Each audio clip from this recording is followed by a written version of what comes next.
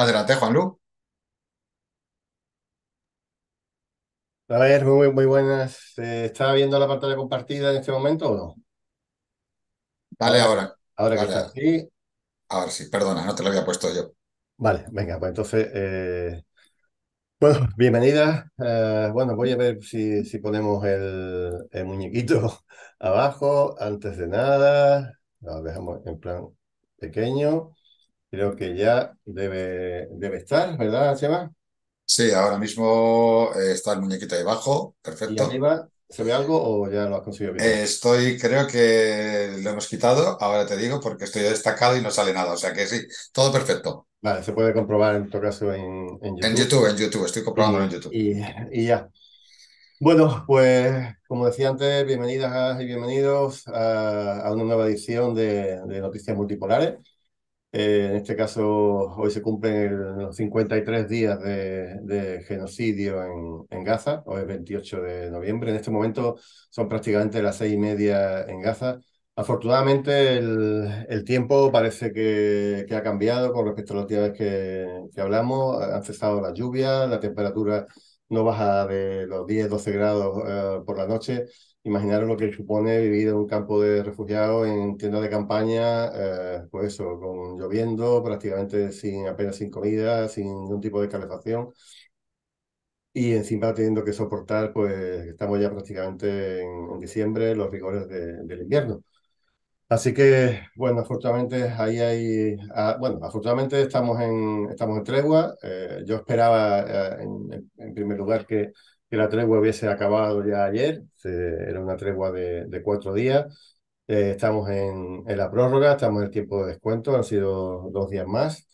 Y bueno, de alguna manera se ha permitido entrar cierta ayuda humanitaria, cierto combustible y se está un poco al menos paliando la crisis humanitaria que está viviendo la franja en estos 53 días de genocidio.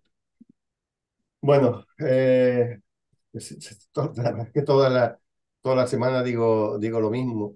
Siempre hay alguna noticia importante que quiero citar, así aunque sea en el inicio, antes de comenzar a hablar de Gaza, que es lo que desgraciadamente toca de continuo. Y en este caso, de nuevo copa los titulares Ucrania. Y por dos motivos, ¿no? Sabéis que Oleksiy Arestovich bueno, es otro cómico, formaba parte del equipo era asesor jefe, a veces portavoz de Zelensky, del presidente ucraniano. Y bueno, cayó en desgracia porque una vez que, se, que un misil cayó en Dnieper, este hombre dijo que el misil era de fuego amigo y había sido un error de utilizar un antiaéreo para lo que no se debe utilizar y además estaban defectuosos y había causado una masacre que todo el mundo estaba intentando atribuir a Rusia, pero que él tenía pruebas de que había sido fuego amigo y directamente lo cesaron. En este momento se quiere postular para ser eh, un candidato al menos a la presidencia de Ucrania cuando se carguen definitivamente a Zelensky. Y bueno, tiene bastante protagonismo, pero lo interesante de sus declaraciones, ahora pondré otras más, bueno, o por lo menos las citaré, es que más o menos, no es exactamente literal, pero dice que la culpa de lo que está sucediendo en este momento en Ucrania la tiene quienes le prometieron ayuda y que la han abandonado. Se refiere fundamentalmente a Estados Unidos y la Unión Europea. Realmente, el único país que está intentando que Zelensky no claudique es Reino Unido, que fue también a la postre quien fundamentalmente echó atrás la tregua que se estuvo a punto de firmarse después del primer mes de guerra, y que nos hubiéramos ahorrado toda la masacre esta que está sucediendo. Fijaros, la otra declaración que quería poner era de un militar en una cadena muy cercana al gobierno, que cuando hablaba de las víctimas que había traído este conflicto para Ucrania, la cifraba en más de 1.100.000 personas. 1.100.000 muertos. Algunos dicen que se refería a muertos y heridos de gravedad, gente lisiada, con amputaciones de miembros, o con enfermedades o con problemas irreversibles. estamos hablando de 1 millón de personas. Pasar unos minutos, estaba escrito en el faldón un poco del programa de televisión, y la oficina del presidente, cuando se dieron cuenta, llamó de manera inmediata para que quitaran eso, porque efectivamente, bueno, pues el hundimiento de la moral que está sufriendo en este momento tanto el pueblo como el ejército ucraniano es absolutamente brutal. Y no sé quién ganará, pero si Estados Unidos y la Unión Europea están dejando de enviar prácticamente armas y dinero a Ucrania, pues lo están destinando a otros menesteres, como que vamos a ver a posteriori, pues me temo que Reino Unido, por su cuenta, desde luego no va a poder hacer mucho, y creo que de aquí a muy pocos meses estaremos viendo una rendición, no una negociación, ¿no? Que se nos quite de la cabeza que va a haber una negociación. Pues todo se tendrá que negociar, evidentemente, pero no se trata de estar en igualdad de condiciones, sino que aquí hay un país que es Ucrania, que junto con toda la OTAN se tiene que rendir ante los pies de Rusia. Y creo que vamos a ver el intercambio que se puede hacer de tierras, pero me temo que como mínimo mínimo es lo que en este momento está liberado, y posiblemente más. Ya iremos viendo, porque entre otras cosas el frente se está hundiendo, bueno, cada día más. Está al borde del colapso generalizado, y en este momento no hay capacidad ya prácticamente ninguna de reclutamiento de nuevos soldados. Están intentando acceder a gente ya muy joven, de 18 años, a gente mayor de 50, a mujeres que en principio estaban dedicando pues a estar en retaguardia, en industria, en medicina, en enfermería, ese tipo de cosas. En este momento están cogiendo a mujeres, tirándolas literalmente en una trinchera, y con un poco de formación. Las brigadas que les quedan profesionales, las que armó la OTAN y demás, cada vez son menores, y ahora mismo la están empleando prácticamente en las brigas. Han enviado todos los carros norteamericanos para allá, todos los Abrams, y me temo que va a ser la última batalla, porque además prácticamente todos los días hay pérdidas territoriales para Ucrania muy, muy grandes.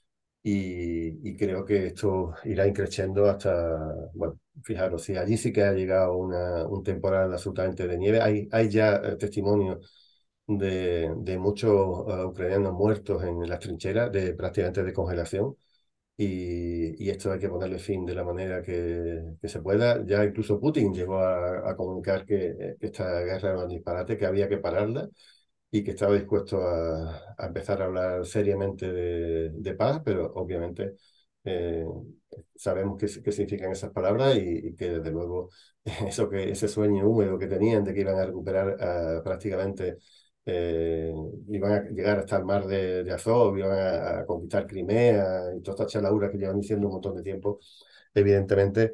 Es curioso, al menos ver cómo en esa bruja que vivía el pueblo ucraniano, pero también mucho de Occidente, ahora las dos realidades paralelas que se estaban viviendo tienen que confluir en una sola, y, y lo tienen difícil, ¿no? Después de tantísimos años mintiendo, sobre todo la inteligencia británica, ¿no? Que ha perdido cualquier credibilidad que pudiera tener en su momento.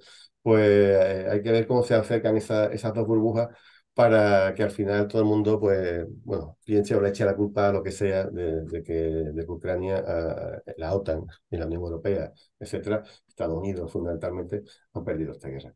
Así que, bueno, no me entretengo mucho más hablando de Ucrania y Rusia. Esperemos que dentro de poco podamos hablar de manera más largo y tendido sobre este conflicto, y bueno, lo que toca es lo que toca. En este momento vamos a seguir hablando de Palestina, vamos a seguir hablando de Gaza y de los frentes asociados a lo que está sucediendo a lo largo y ancho del mundo. Tenemos 4 temas para hablar de ello. Por supuesto, yo creo que hay que hablar de la tregua, y también de la prórroga de la tregua, porque es lo más relevante que se ha vivido, y además ha dejado pues ensombrecido, paralizado un poco la fotografía, ¿no? El escenario de guerra que se estaba viviendo. Si os acordáis, la última vez que hablamos fue, como siempre, un martes. Se hablaba ya de la tregua, que podía ser miércoles, jueves, al final fue el viernes. O sea, después del martes pues, ha habido 2 días más de contienda y a partir del viernes a las 7 de la mañana, pues esto se paraliza y ya no es que se habla de lo que se habla, ¿no? De la liberación de presos y del cumplimiento de la tregua, fundamentalmente por parte del Estado sionista. Luego analizaremos de manera quizá un poco más breve, porque también ha habido cierto parón de los frentes exteriores, tanto de Yemen, bueno, de Yemen ha sido un culebrón que es para hablarlo, ya lo veremos. Hay que ver cómo se inventan las noticias la gente del Pentágono. Y después querrán que los creamos, ¿no? Bueno, hablaremos del culebrón de Yemen, hablaremos del conflicto que ha estado a punto de haber en el estrecho de Hormuz, donde los gringos han agachado la cabeza. Y después hablaremos un poquito de lo que sea ya al final del conflicto diplomático que se ha creado entre Bélgica y el Estado español con Netanyahu, con Israel. Así que manos a la obra. Después, si queréis, como me voy a quedar todo hasta el final, no voy a dejar a Chema solo, entramos a valorar lo que queráis al final en los comentarios de YouTube. Bueno, 53 días de genocidio, seguimos en tregua, tenemos hasta el día de mañana y vamos a ver algunas imágenes. Hay que tener cuidado y perdonadme que, por ejemplo, en este vídeo he tapado un poco el logo de Hamas, de Serin Al-Qassam, porque me han tirado el vídeo del anterior programa, directamente me lo tiraron a la basura, porque supuestamente había cogido un vídeo de Hamas, pero que le había puesto el logotipo de Al Jazeera. E incluso he contactado con Al Jazeera, tuve algún contacto en su momento directo con Al Jazeera, con algún ofrecimiento que me hicieron, y lo he intentado utilizar para que al menos no me vayan a cerrar mi canal de YouTube, que tengo un apercibimiento serio, que al tercero pues desaparece, aunque mi canal no es importante, pero bueno, es un remanente histórico de las cosas que voy haciendo. Vamos a ver imágenes de la entrega, voy a quitarle el sonido, imágenes de la entrega de las personas que estaban retenidas por Hamas. Fijaros de nuevo cómo tratan a sus supuestos castores, a esos terroristas, cómo se ven, nada más que podéis ver los ojos de los niños, de esta mujer, la sonrisa, la forma que se despiden. A cualquiera que nos digan que son terroristas que han estado machacando. Bueno, aquí son las imágenes de un regalo que jamás ha hecho en forma de la liberación de unos retenidos de Tailandia, que no estaban en el complot, pero como nadie iba a dar un duro por ello, directamente jamás los ha liberado. Y bueno, pues eso ha sido un poco lo que se estaba viviendo en un lado de la frontera, pero esto es lo que se estaba viviendo en Palestina. Directamente una auténtica fiesta que no podemos dejar de contemplarla y de disfrutarla. Fijaros la edad de los chicos, están ahí todos vestidos de gris, con una especie de sudadera y un chándal. La edad de los chicos que estaban retenidos en las cárceles del Estado sionista, o sea, son niños. O sea, imaginaros, yo no sé si nadie se ha parado, bueno, desde luego los medios de comunicación occidentales me temo que no, ¿no? Pero ¿qué hacen esos niños en cárceles del Estado sionista? O sea, que es que realmente no deja de ser un crimen. Además, prácticamente, imagino que ninguno tendrá ni siquiera cargo, o si tiene un cargo por haber tirado una piedra, o por haber participado en alguna manifestación de protesta defendiendo a su familia, a sus campos, etcétera, etcétera. Una auténtica barbaridad que un Estado que se dice democrático, además que se dice la única democracia de Oriente, tenga presos en las cárceles de estas edades. Mira, en este caso se trata de una joven, una chica, también por el aspecto eso, bastante joven, que ha sido liberada en olor de multitudes. La verdad es que ha sido una auténtica fiesta y sigue siendo una fiesta porque cualquier victoria sobre el enemigo, por pequeña que pueda parecer, no lo es. y para un pueblo que lleva sufriendo lo que lleva sufriendo, desde luego, ya digo, Palestina entera está en la calle. Y estas imágenes, hay muchos medios oficiales que no han querido utilizarlas para no dar la sensación de derrota que tienen en Israel, que por eso el propio Netanyahu ha tenido que dar una visita allí a Gaza para intentar insuflar un poquito de ánimo a sus tropas, ¿no?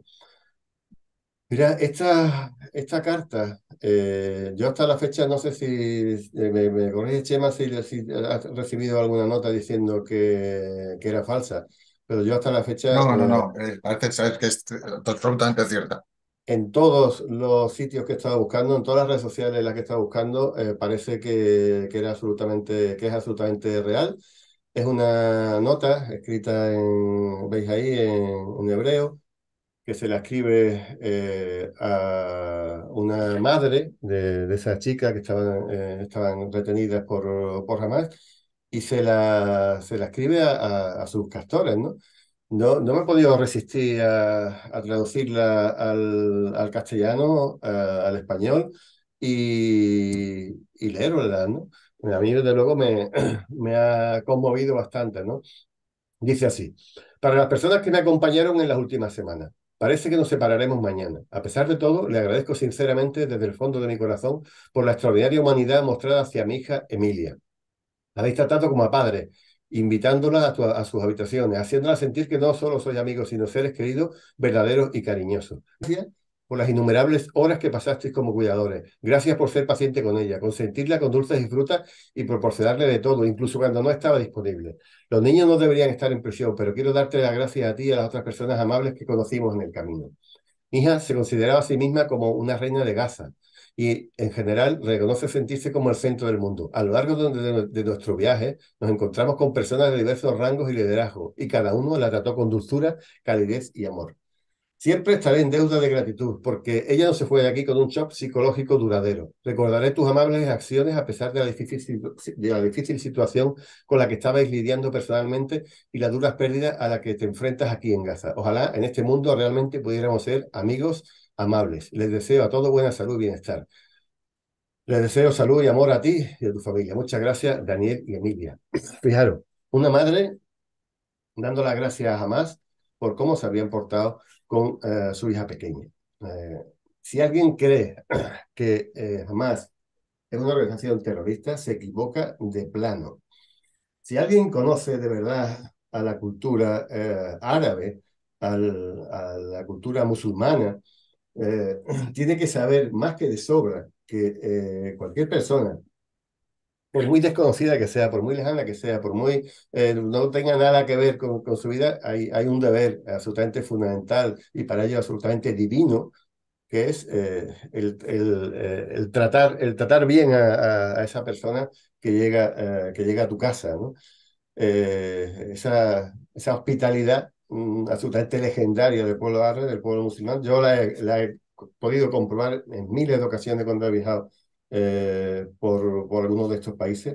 Me he encontrado en situaciones complicadas, me han llevado a sus casas, me han dado, o sea, me han abierto, si tenían una gallina, pues nos la han puesto en un plato, si me han sacado la vajilla de la boda que no habían utilizado nunca, sin saber quién éramos, y además íbamos no como europeos ricos, sino con gente que iba andando por el monte lleno de polvo, con ropa de montaña o de campo. Que no parece que ni fuéramos cajeros automáticos para ellos, ni muchísimo menos, todo lo contrario. Cuando le hemos intentado dar algo, han dicho, no, esto lo paga la, o sea, la hospitalidad es un deber absolutamente del mundo musulmán. Y así han tratado a los presos y presas de cualquier edad y condición que tengan retenidos en este momento. Creo que son como cerca del centenar, creo que unos 90 quizás deben estar todavía en manos de la resistencia. Así que, bueno, pues ya digo, he estado intentando buscar en muchos sitios si alguien decía que esto era falso, pero me parece absolutamente plausible. No he visto nada de eso. Chema también, que está al cabo de todas las noticias lo acaba de refrendar. Y la verdad es que, ya digo, a mí todavía ahora mismo lo acabaré y me ha vuelto a emocionar las palabras de Samael. Te conste que yo también tenía las dudas porque es tan fragrante lo que pone en positivo que dije, bueno, vamos a intentar buscar la vuelta y de momento no he encontrado nada que lo desmienta, todo lo contrario. Yo incluso he visto más declaraciones de presos o de gente que ha estado con los presos, con los retenidos, como queráis, que han dicho que incluso el jefe de Hamas ha estado visitándolo y ha estado hablando con ellos. Bueno, pues sí, han dicho que, hombre, que las condiciones no eran las mejores, ¿no? Para subsistir. Imaginaros, pues cayendo bombas, posiblemente metidas en túneles. Los túneles no son de... Alguno dice que ha estado en una casa incluso Sí, preso, al principio estaban en en vivienda. algunas casas, en Pero claro, realidad. cuando empezaron los bombardeos absolutamente indiscriminados sobre población civil, Tuvieron eh, que bajarlos a los túneles, pues claro. tuvieron que bajar. Y ahora mismo la red de túneles que se habla de que son más de 500 kilómetros de longitud, se habla de que está a más de 30 metros de profundidad. O sea, no es un túnel a 2 metros, una especie de sótano, una casa, no estamos hablando de algo mucho más potente para poder resistir. Y decían que eso, que a las niñas estas, pues le han dado caramelo, le han dado fruta, cuando ni siquiera ellos disponían de comida, ¿no?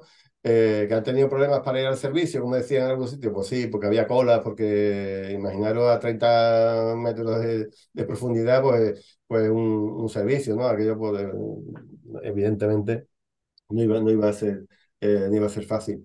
Pero ya te digo, una absoluta, ya digo, es que para mí era tan plausible lo que se estaba diciendo que directamente es que quería compartirlo con vosotras y vosotros. A ver, vamos a ir un poco al análisis.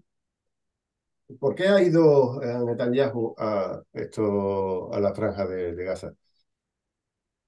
Netanyahu dijo que no iba a haber ninguna pausa humanitaria. Dijo que no iba a negociar con Hamas. Y dijo que iba a liberar a los prisioneros por la fuerza. Nada de estas cosas ha sucedido. O sea, esto directamente ha sido un golpe en la línea de flotación que ya va bastante bajita de Netanyahu, porque ha sido el reconocimiento de un absoluto fracaso de la opción militar que ellos habían planteado. No habían conseguido, no sé si al principio parece que rescataron a una persona o algún cadáver, pero realmente si estamos hablando de 200 y pico de personas que permanecían retenidas por Hamas y por otras facciones palestinas, desde luego no habían conseguido nada y lo que lo han conseguido ha sido fundamentalmente por esta tregua. Eh, ha tenido mucho que ver para que se doblegara un poco la voluntad de Netanyahu, las grandísimas movilizaciones, a veces de alrededor de 100.000 personas, que estaban manteniendo los familiares de los apresados, ¿no? Obviamente había una presión diplomática en el mundo absolutamente brutal. Ya he dicho que son las movilizaciones más grandes que jamás se han producido en la historia del mundo. Y la presión diplomática ya estaba llegando a la Unión Europea, a Joe Biden, etcétera, etcétera, ¿no? Y esto se ha sucedido a pesar del control absoluto de los medios de comunicación que tiene el sionismo mundial, junto con el sionismo cristiano norteamericano. A pesar de todo eso, a pesar de toda esa potencia de disparo mediático, han perdido la batalla de la comunicación. O sea, por muchas declaraciones que haga un señor que tenga muy poquita credibilidad, cuando tú estás viendo un montón de sudarios de niños en un hospital, pues evidentemente, si se pone una balanza, todo el mundo sabe que es lo que pesa más, ¿no? Cuando se dice que jamás ha matado no sé cuántas miles de personas, etcétera, pero de niños, y no se han mostrado esas imágenes porque no existieron, y sin embargo la gente sí está viendo otra imagen donde sí se están matando realmente a miles y miles de niños, evidentemente lo que pesa, lo que vale y lo que la gente cree, efectivamente es eso, ¿no? Pero ya también está sucediendo que en Estados Unidos se estaba llegando a la conclusión por parte de muchos analistas, de muchos funcionarios del Departamento de Estado, incluso del Pentágono, que los daños que esta guerra estaba provocando a Estados Unidos como país eran absolutamente insoportables y son los más duros desde que empezó la legislatura de Joe Biden. Y el propio Biden ha pedido, le ha apretado muchísimo a Netanyahu hasta el punto de que parece que el propio Netanyahu estaba mendigando, por favor, llegar a ese acuerdo. Eh, Cuando se reunió con un militar norteamericano, le dijo, por favor, danos esa opción que sí, jamás sí la estaba pidiendo desde el minuto uno para aliviar la situación humanitaria de la Franja de Gaza.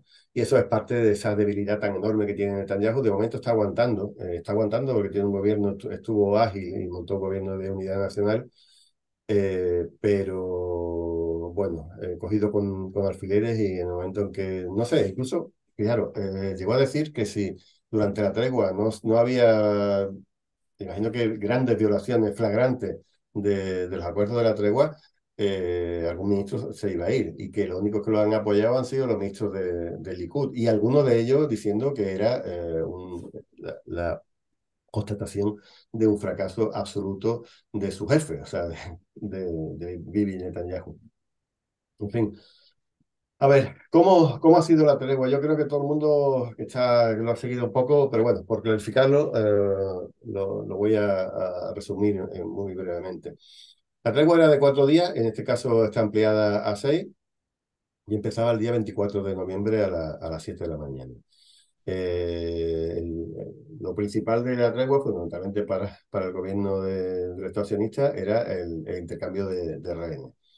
Y en esta fase se intercambiaban mujeres y niños menores de 19 años por mujeres y niños retenidos en las cárceles del Estado sionista. ¿Qué ratio se pactó? Fue una ratio de 1 a 3, 50 sionistas por 150 palestinos. Ayer mismo que como comentaba, estuve en una reunión y luego cuando acabó la reunión estuvimos comentando un poco la actualidad. Había gente que se decía que por qué jamás había eh, aceptado una ratio tan baja, porque hubo momentos en que cuando se liberó a Gilad Shalit fue 1 por 1000 o por un poco más de 1000, ¿no? Y que esto era, bueno, que sí podía ser una muestra de debilidad. Bueno, es tan así, entre otras cosas, porque gracias a esta tregua han estado entrando pues 200 camiones diarios de ayuda humanitaria y 4 camiones de combustible. ¿Son importantes estas cifras? Bueno, vamos a ver. ¿Os acordáis que en uno de los primeros noticieros comenté que la propia Naciones Unidas para el Refugio, la UNRWA, había estimado que hacían falta como mínimo 100 camiones diarios que entraran en la franja? En estos casos, en estos 6 días, pues van a entrar 200 camiones diarios, que son 2 por 6, 12, son 1.200 camiones. Que es cierto que no es suficiente para toda la franja, porque posiblemente después de tantos bombardeos, quizás la cifra de 100 camiones haya quedado corta. Pues quizás. Pero bueno, al menos está entrando algo de ayuda humanitaria. Lo chungo de todo esto es que apenas está llegando a la zona del norte, donde la presencia del Sahel, del ejército de ocupación, es mayor. Y bueno, ¿cuántos camiones dijimos el otro día que necesitaban al día? Creo que eran 24 camiones, está entrando lo que es el 25% de la necesidad de combustible eh, que necesita la franja para que funcione pues, la calefacción, para hacer las comidas, para que funcionen los generadores eléctricos para hospitales, etcétera, etcétera, etcétera. En fin, esto iba dentro también del paquete y era algo importante de valorar. Ya digo, jamás ha soltado incluso a algunos apresados que estaban en su poder y que, como estos trabajadores de Asia, que simplemente como prueba de buena voluntad. ¿Qué más traía esta tregua en el condicionado?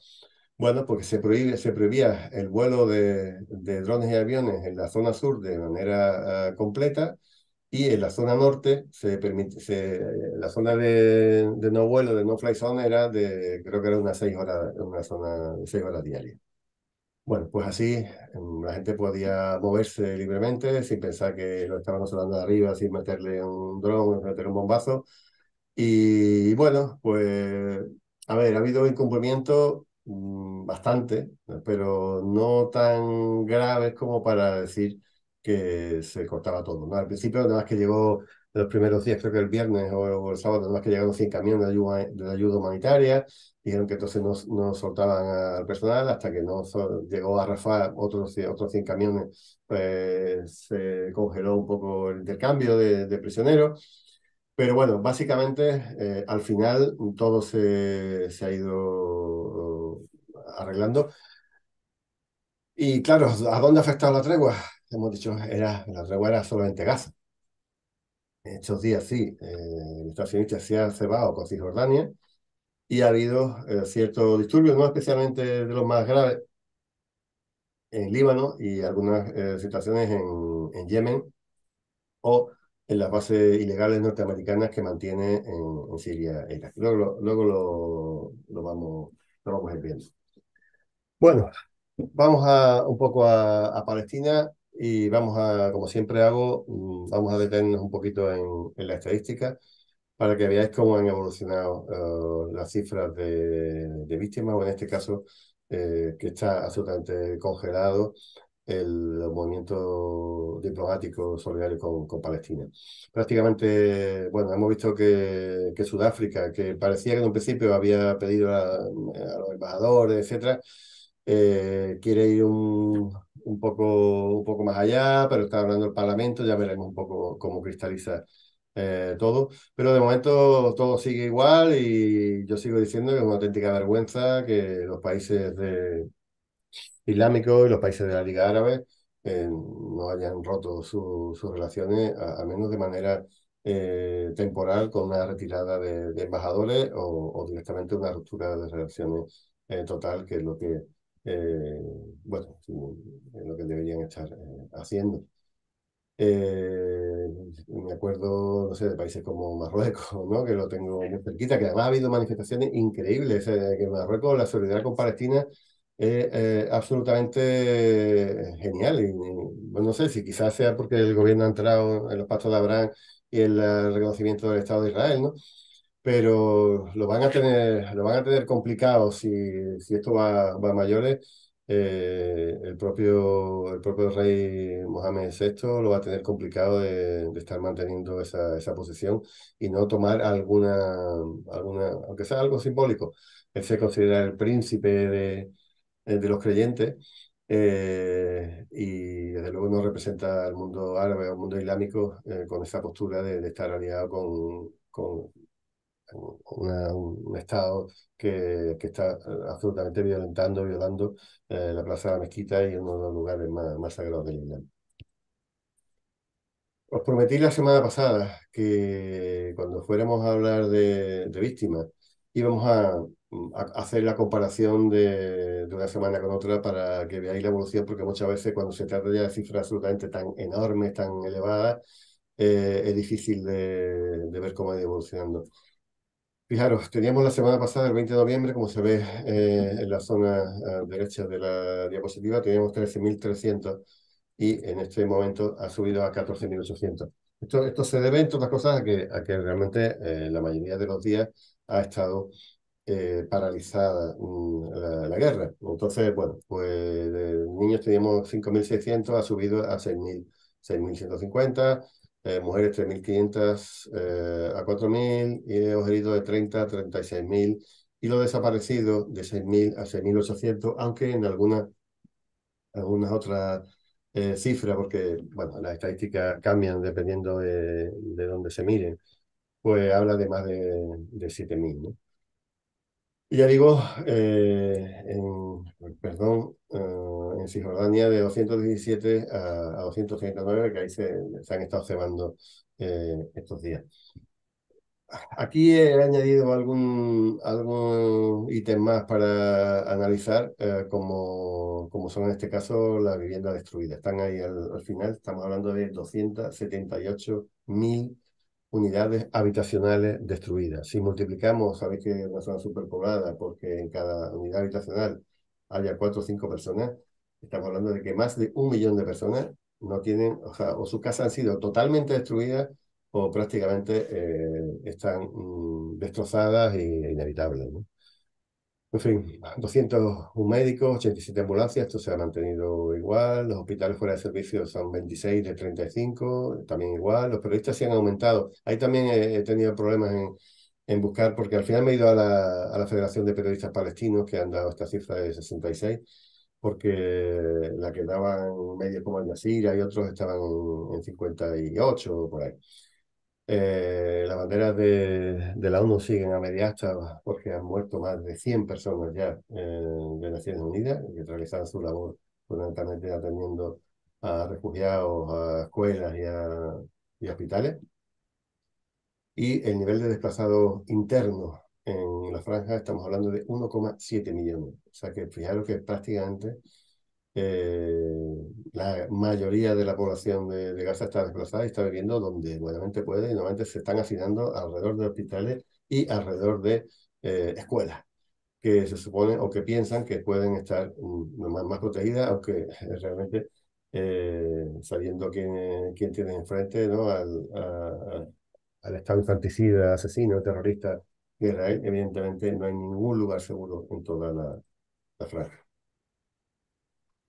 Bueno, teníamos el día 14 del 11 teníamos una fotografía de cómo estaba la zona de Gaza, sabiendo que la zona controlada, supuestamente controlada, que también he empezado a- a comunicar y a hablar con gente, me están diciendo que, bueno, que esas zonas controladas las ponen entre comillas, porque pueden creer que Israel que está controlada, pero sin embargo el subsuelo no han dado dónde están esos túneles o esa red de túneles y se pueden estar moviendo con libertad por toda la zona que supuestamente Israel tiene bajo su estricto control, ¿no?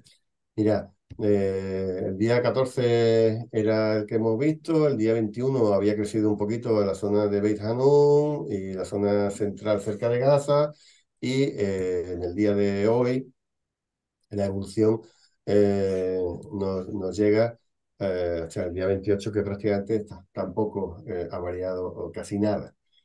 Y ya digo, fijaros, este tercio de la franja, porque esta es la parte quizás más estrecha, más o menos, o bastante estrecha, del norte, te dice que si estuviera entera controlada por Israel, hay un montón de zonas que se ven marrones y que desde luego no lo están, sería ese tercio de la franja. Y ni siquiera están controlados ese tercio todavía, a pesar de que ha movilizado a más de 500.000 de soldados para luchar con unos 24 o 25.000, según las fuentes más optimistas para la resistencia palestina. O sea, si esto es una victoria militar, pues que venga Yahvé y que lo vea y que lo diga, ¿no? Desde luego, después de casi 2 meses que hayan cogido esta mínima parte, y ya digo que esas zonas azules que dice el Instituto para el Estudio de la Guerra norteamericano, que claro, son gringos, ¿no? Pero bueno, que digan solamente que tienen este cachito, dice bien poco de la efectividad del Sahara, en absoluto. Desde luego, es una... eh, a ver, no es que la derrota de Israel se pueda ver porque ha muerto tanta gente o tal, sino simplemente porque la resistencia está en pie. La resistencia sigue funcionando como tal, sigue coordinada y sigue con potencia de fuego. Y eso, cada vez que han intentado hacer una operación dentro de la franja de Gaza, siempre han dicho, vamos a acabar con la resistencia, y cuando han pasado y han visto lo que estaban sufriendo ahí dentro, pues han dicho, bueno, ya se nos ha acabado el tiempo, no hemos conseguido nada y nos volvemos otra vez a nuestra casita detrás de nuestros muros de cristal, y hasta la siguiente, ¿no?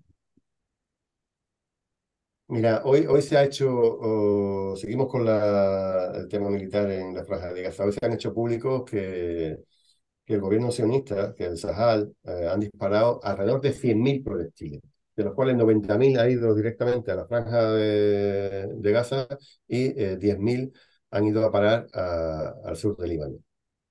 Ya dije que más potencia de fuego que la bomba de Hiroshima y Nagasaki juntas.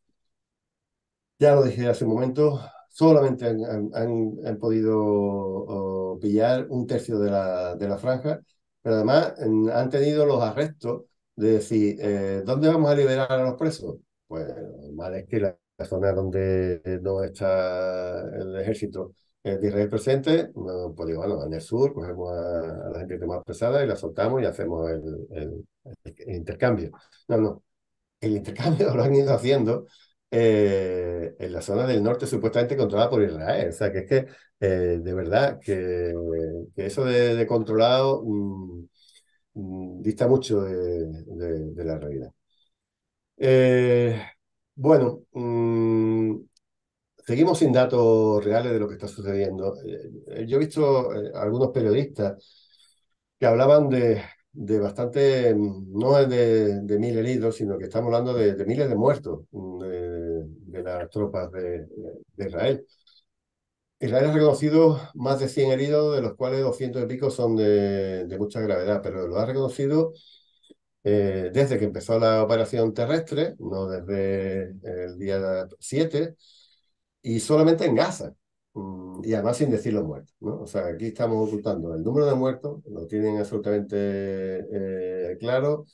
Desde luego no han dicho jamás que son esos miles que decía algún periodista independiente israelí, pero no sabemos qué está pasando en Gaza, solamente tenemos alguna, perdón, en el norte de Líbano, solamente tenemos alguna referencia también de fuentes hospitalarias, pero sí que empieza a haber algunas indicaciones de que el paseo militar triunfal, ese desfile que creían que iban a hacer por Gaza, no está siendo tal, porque se habla de deserción. Ya se ha hablado de que han quitado en medio a algún comandante con algunos de sus lugartenientes, porque sus brigadas se han negado a luchar.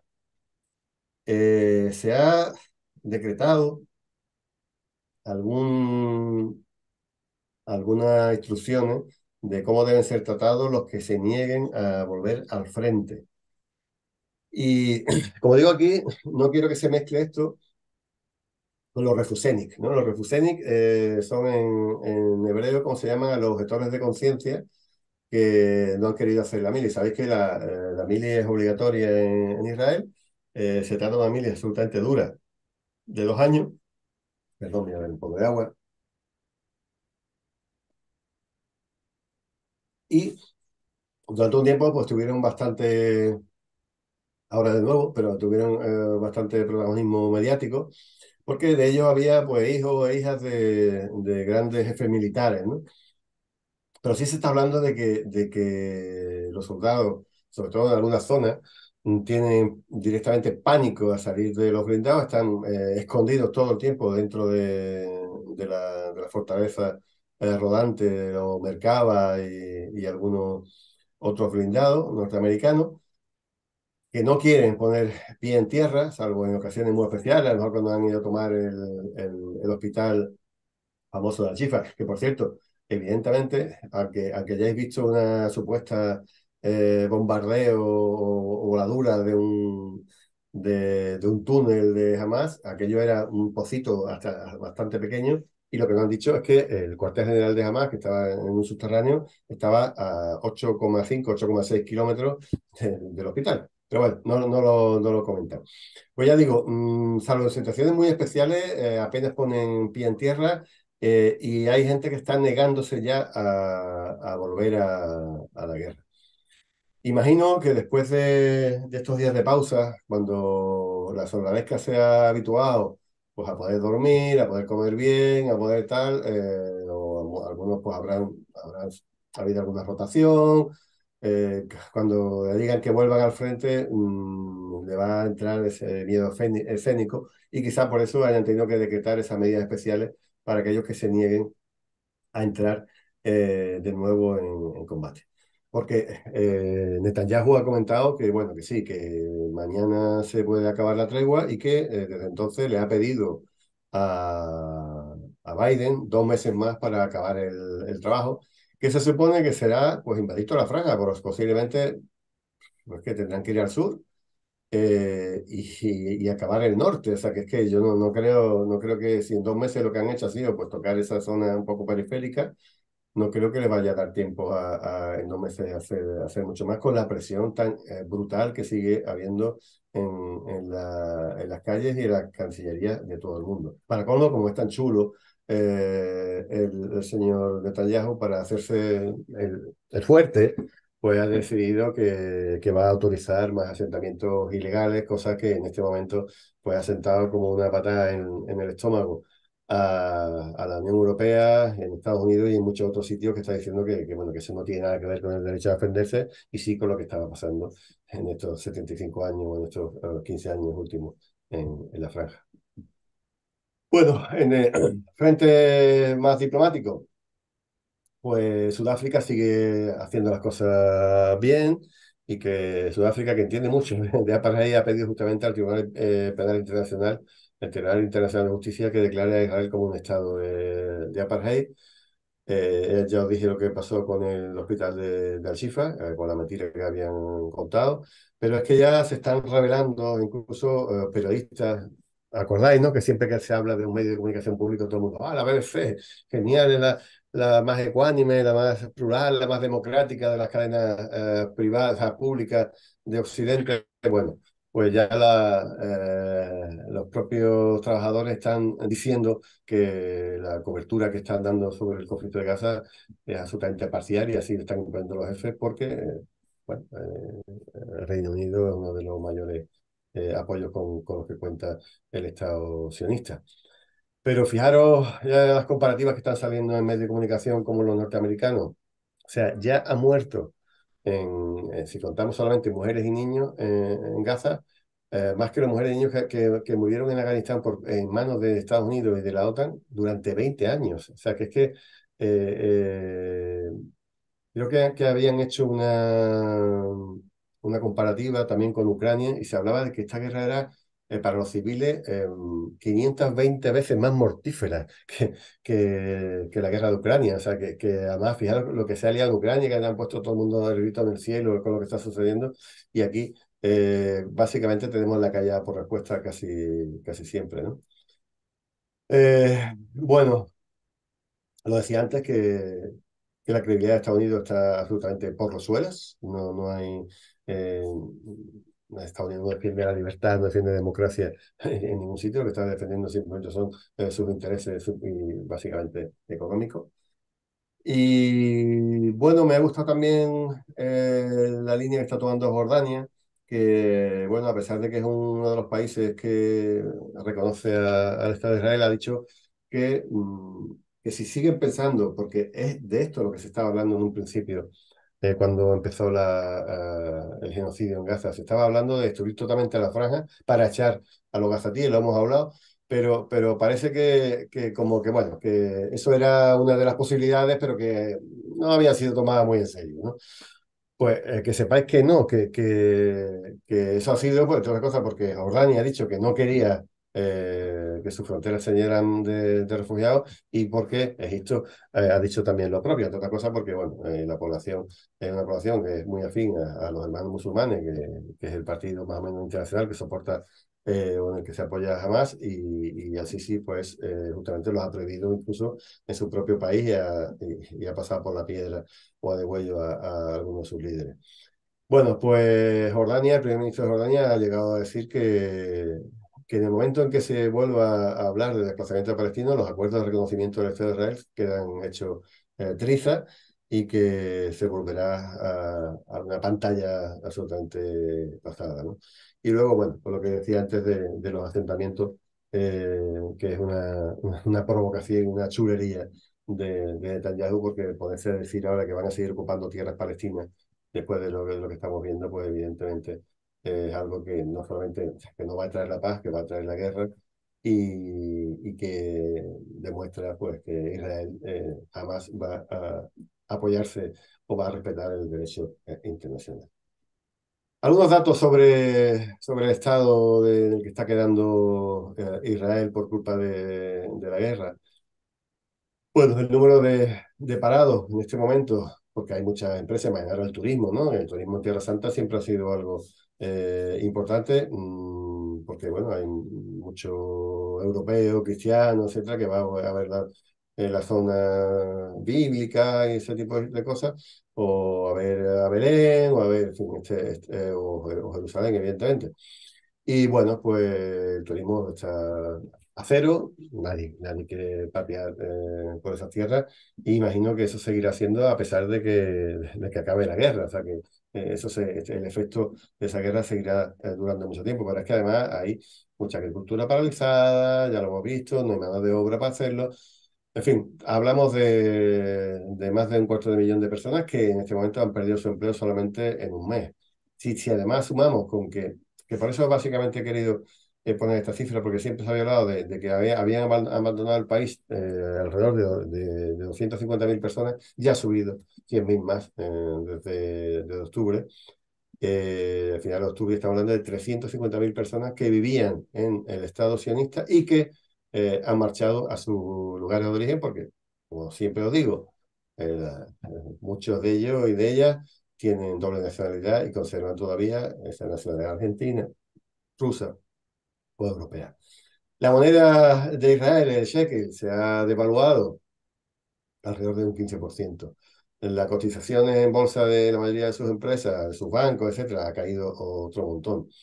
Y no he conseguido, fijaros, el número exacto de desplazados internos, porque el que teníamos era también de principios de noviembre y no dan actualizaciones. La verdad es que la opacidad con la que el ejército, o el ejército, bueno, el gobierno, bueno, hay gente que dice que Israel es un ejército al que se le ha pegado una gente, ¿no? Para que digan que es un Estado.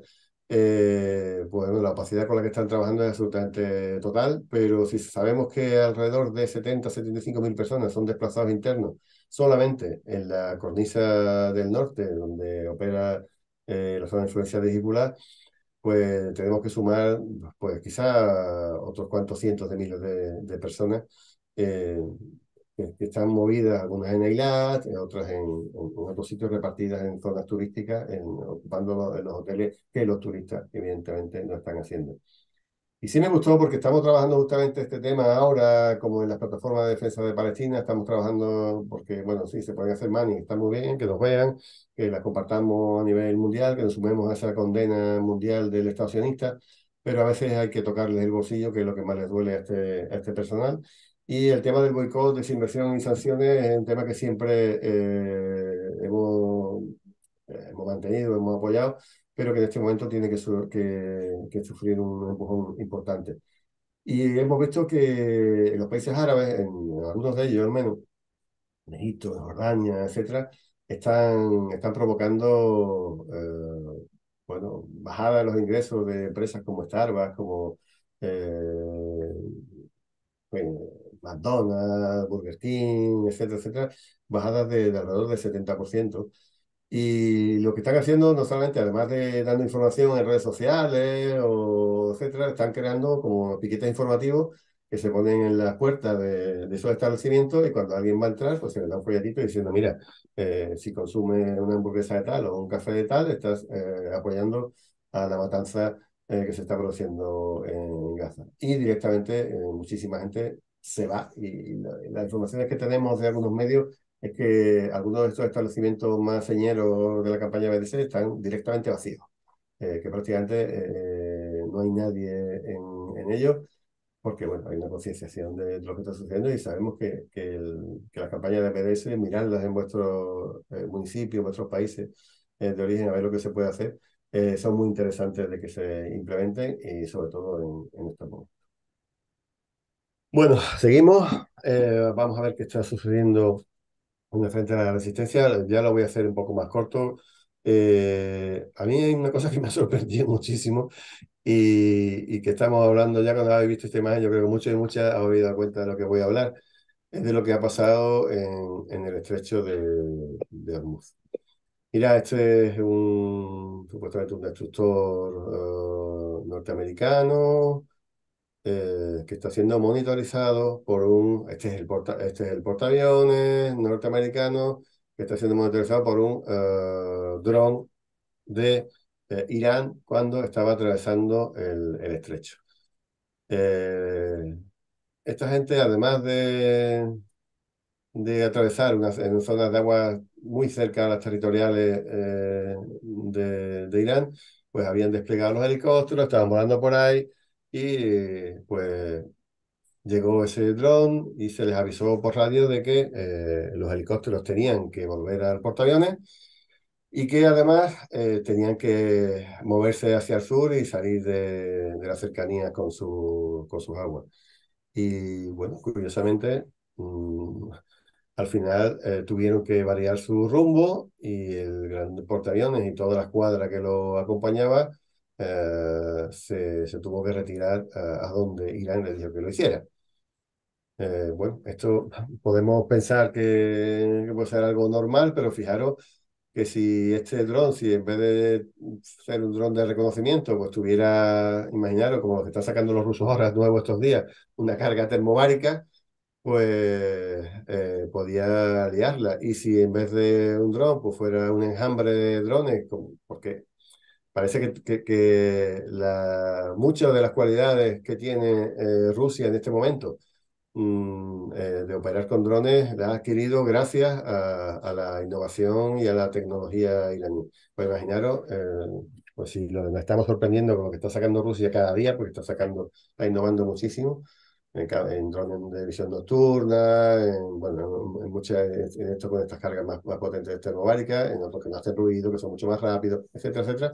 Lo que puede hacer Irán dentro de sus aguas jurisdiccionales o muy cerca de sus aguas y teniendo muchos miles de drones a disposición que cuando cualquier sistema de defensa antiaérea, en el momento en que se le mete, en el caso de Ucrania, normalmente estaba en unos 20 y tantos drones, a veces Rusia ha metido hasta 60, 70 casi de un tirón, colapsan, los sistemas antiaéreos colapsan, los radares colapsan por saturación y bueno, pues sí, podrán tirar a muchas decenas, pero algunos otros llegarían totalmente a dar en su objetivo y ya digo, la liarían parda en una zona tan sensible como es esta zona por la que pasan pues casi un cuarto de la energía que necesita el mundo. Mira, este ha sido un poco, estamos ahora hablando de los hutíes, o supuestamente de los hutíes, porque el Pentágono dijo que había habido un barco que los hutíes habían asaltado en el Golfo de Adén, cerca del estrecho de Bab el-Mandeb, y bueno, pues que habían salido a defenderlos con un destructor, un USS de la clase Arleigh, como los que están aparcados ahí en la base de Rota del escudo antimisiles, y que habían ido a liberarlo y tal. Bueno, pues al final lo que se supone que son hutíes, al final creo, o por lo menos el Pentágono ha dicho que son piratas somalíes, pero se habían inventado una historia absolutamente increíble. Ese era un petrolero que ellos mismos habían dicho que había sido cogido, a pesar de que los hutíes habían dicho que no, y habían dicho que incluso los hutíes habían conseguido disparar contra el destructor, pero que las bombas habían pasado como a 10 millas de distancia de los destructores. Yo que sé, una historia absolutamente ridícula que al final se quedan o se lo quieren adjudicar a piratas somalíes. Yo no sé, bueno, pueden ser piratas somalíes, evidentemente. Pueden ser que pueden ser somalíes que eh, se hayan visto, bueno, impedidos un poco también ayudar al pueblo palestino. En fin, no, cualquiera sabe. Lo iremos viendo dentro de los próximos días. Lo que está claro es que de momento hay un barco en poder de los hutíes que han dicho que nadie va a negociar absolutamente nada mientras que continúe tanto por Israel como por Estados Unidos los bombardeos o la guerra o el genocidio contra el pueblo palestino. En fin, de momento, por ahí más. Bueno, han dicho que la gente que tienen retenida, que era la tripulación del Galaxy Leader, van a ser tratados conforme a la ley islámica, por así decirlo, ¿no? A los preceptos islámicos, más que a la ley islámica. Y eso quiere decir pues, que van a ser tratados como hemos visto esta madre que hablaba de su niña en Gaza, evidentemente. Mira, Almayadín, la cadena hermana y amiga, que ya Chema ha puesto la imagen, seguimos de luto, ha, ha hecho un recuento de los daños que se le han causado a Israel en el frente del norte. Entre muertos y heridos habla de 354. Lo que sucede, a mí esta cifra, no es que me sepa a corta, pero sí había visto que había como 1.600 heridos reconocidos por fuentes hospitalarias en 8 hospitales de la zona norte de Israel. Había o sea, había esos 1.000 y pico de heridos de esa consideración. Y bueno, por eso digo, este número me suena corto y yo sé que la resistencia eh, prefiere no ser excesivamente optimista, pero me temo que ese número de 300, o más de 354 va a ser corto cuando lo veamos. Sí es interesante que el número de desplazados sea de 70.000, que ya lo habíamos visto, y que hay 43 pueblos que se han quedado desiertos.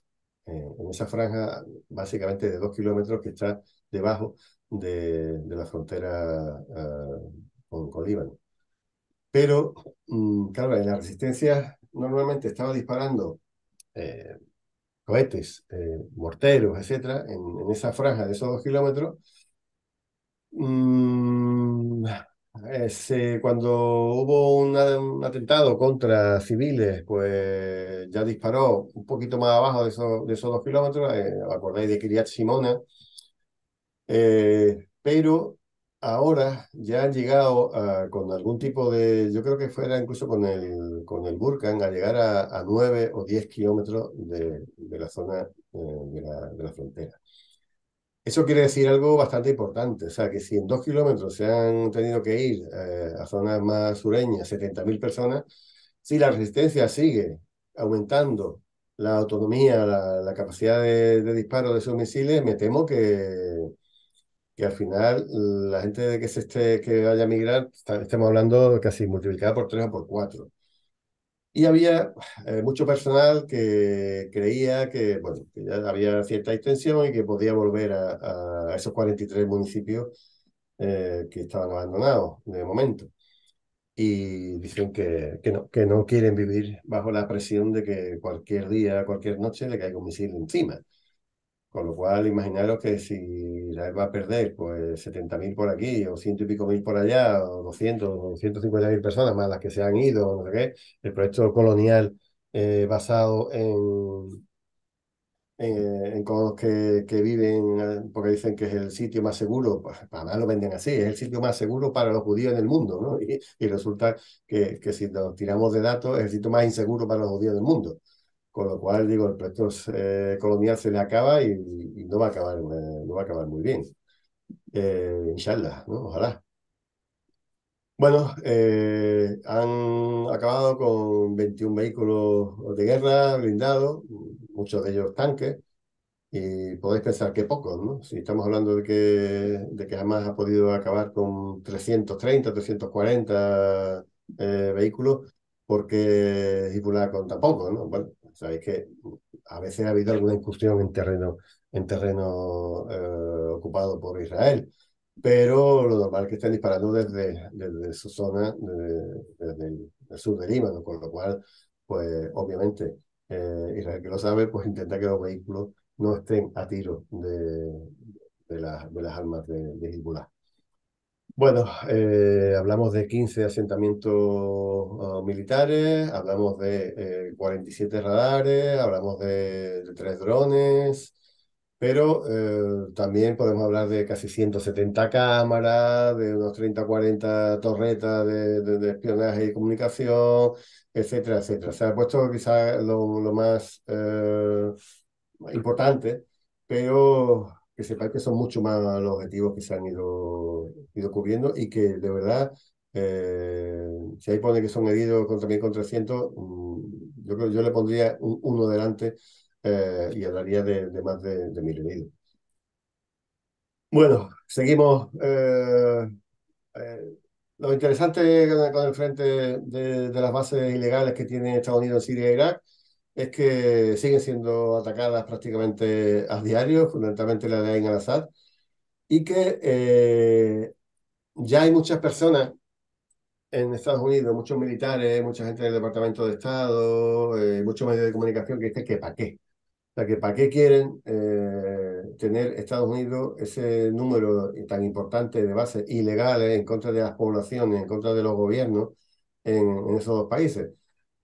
Ellos dicen que su misión es monitorear a Irak, perdón, a Irán y a los grupos proiraníes, pero el coste le está siendo muy, muy elevado y, bueno, pues imagino que tampoco será en un plato de gusto tener que estar metido en subterráneos o en búnkeres para dormir o porque en cualquier momento, fundamentalmente, un dron puede caer encima de las cabezas, ¿no?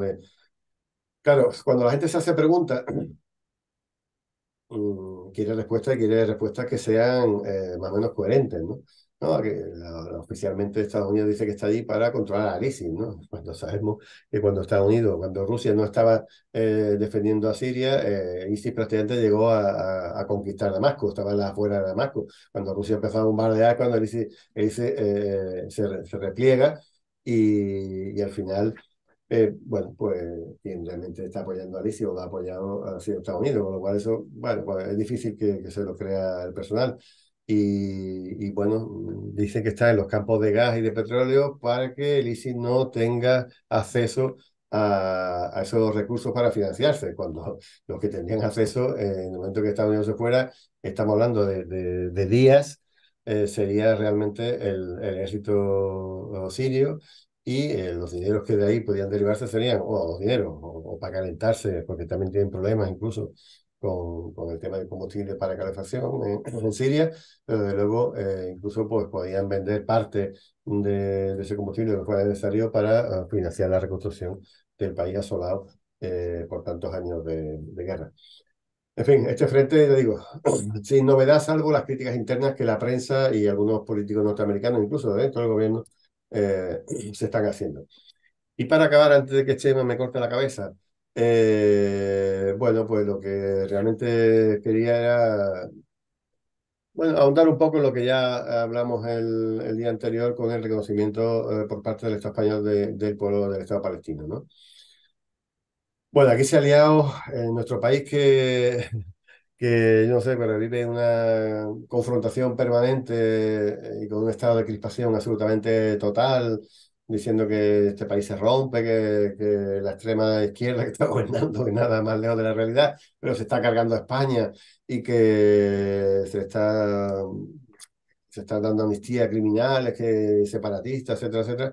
Bueno, pues el tema de Israel ha sido utilizado también por la derecha mediática y por la derecha política, más bien por casi por la extrema derecha, para azuzar un poco los odios hacia el actual Estado, hacia el presidente del gobierno, perdón.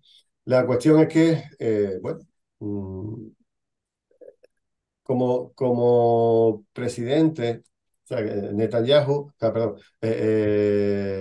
el Pedro Sánchez, por un lado, y perdón.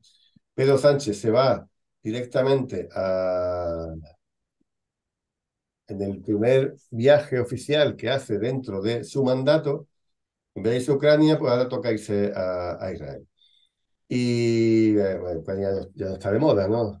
Obviamente. Se va allí como presidente del Consejo Europeo, no o sea, como presidente de España, del gobierno de España, y se va acompañado por también el primer ministro de Bélgica, que a partir de enero va a coger esa presidencia, porque sabéis que es de 6 meses en 6 meses y rotativa, ¿no? ¿Y qué es lo que dice tan grave que Pedro Sánchez dice en Israel y luego en Egipto, ¿no? Que también fue a ver al Sisi, también estuvo en el Paso de Rafah?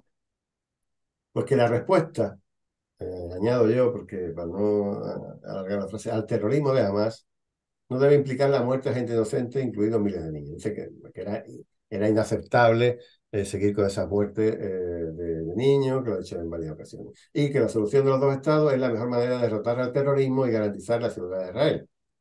O sea, Pedro Sánchez vuelve a comprar íntegramente el discurso de que la resistencia palestina es terrorista, o sea, que el pueblo palestino no tiene derecho a la resistencia, que es prácticamente lo mismo, pero sin embargo, pues se queja de que esa muerte de miles de mujeres, miles de niños sobre todo, son inaceptables.